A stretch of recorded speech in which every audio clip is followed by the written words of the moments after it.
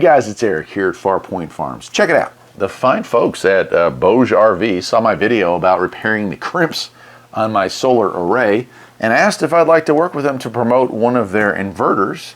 Always happy to check out solar products, so here we go. This is a 12 volt 2000 watt pure sine wave inverter, and it is pretty cool from the specs. You know, these things, so when we talk about inverter size, I have a whole series on solar setups and things to consider, and we get into inverters and you know, sizing things properly. And I think it's important for people to realize that 12 volts may be just the right one for you, and then again it may not be. So it's something that you're going to have to figure out for your needs. 12 volt inverters are awesome for campers, RVs, pickup truck, slide-in campers, that kind of stuff. Home built little setups, you know.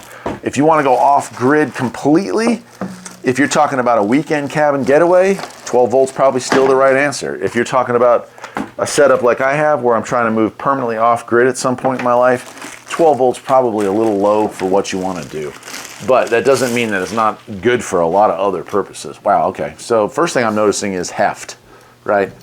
A good inverter has a lot of windings in it, and this one definitely seems to have some heft to it, so I'm impressed with that. On the back here, two large fans for ventilation. The connections, which it does come with short connections to go to the batteries, are also insulated. They're protected. If you can see that there, they're going to be covered so you don't accidentally have arcing or sparking, right? So that's nice. Top just says BougeRV 2000 watt 12 volt pure sine wave inverter. The bottom here is just just your mounting brackets. You can see places to screw it in, either flat or on a wall or on the ceiling, wherever works and is convenient for you.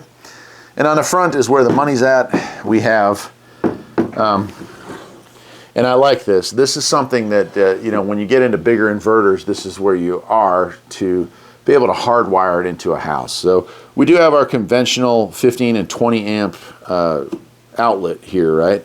We have an on-off switch with a red and a green for voltage. We have a USB port, and we have a receiver, a data port here. So it has, and this is really nice.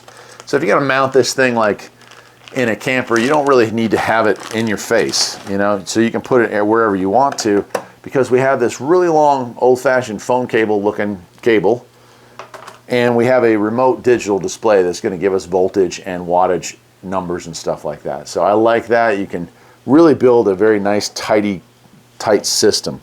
But what I was getting back to here is that this right here is hot, neutral, and ground, and hot, neutral, and ground, sorry. And so you can hardwire this into a camper. So a lot of your campers, even your slide-ins, will have outlets at various places throughout, and those are designed to work both off of shore power if you were to plug an extension cord into a campsite. But if you were going to be off-grid or while traveling and somebody wanted to watch TV or something while driving down the road, you could have this also hardwired into your RV so that all those outlets work instead of having to run an extension cord everywhere. And you can do this for a house as well. Let's say you have a single device in a house that is critical and you want to backfeed this. So you would bypass the electrical circuit in your house and run this directly to this.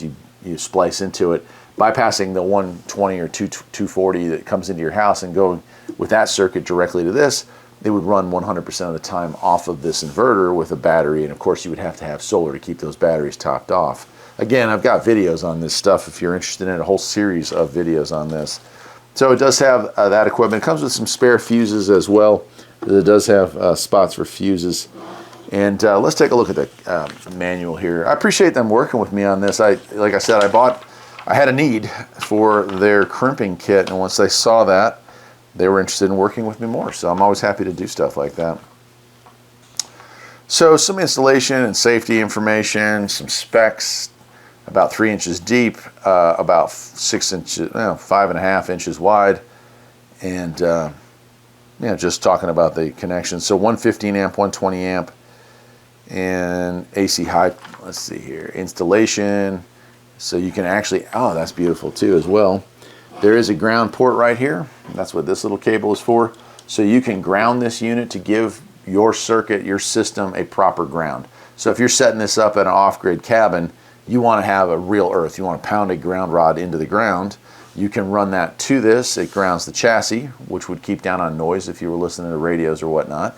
And it would also provide an actual ground so that your off-grid power box and everything is set up the same way that your regular house power box would be set up. So that's really neat that it has that.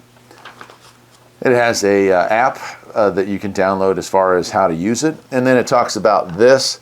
So this is going to show us input voltage, battery power, output frequency, output power, output voltage, status, over discharge, over load, inverter switch, backlight switch. So we can actually activate and deactivate the system through this. And it's going to give us all the readings, how many watts we're using, how many volts are in the system. You know, it's pretty much a full charging setup as far as that goes, as far as being able to monitor. It doesn't have a charging mode in here, but it's just monitoring as if you were looking at a solar charger setup. Say peak power on the 2000 watt, which is this, is going to be 4,000 watts for 1 second. So startup voltage.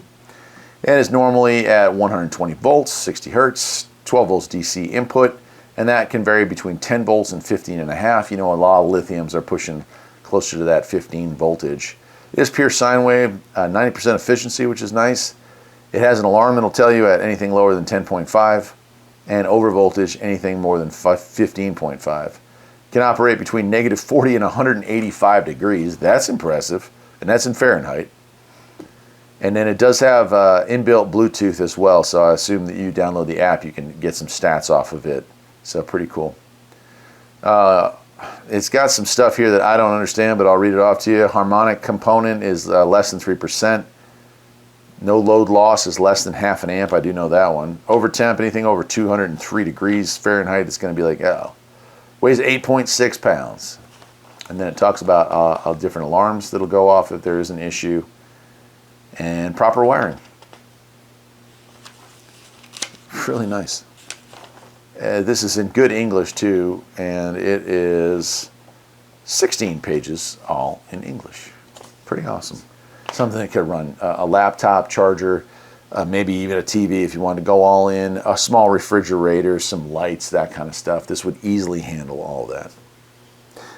I guess that'll do it. I'll leave a link to where you can pick one of these things up. And I do appreciate them working with me on this. It's always nice to have companies reach out to you because they like the content that you put out, you know, unsolicited. And so there you go.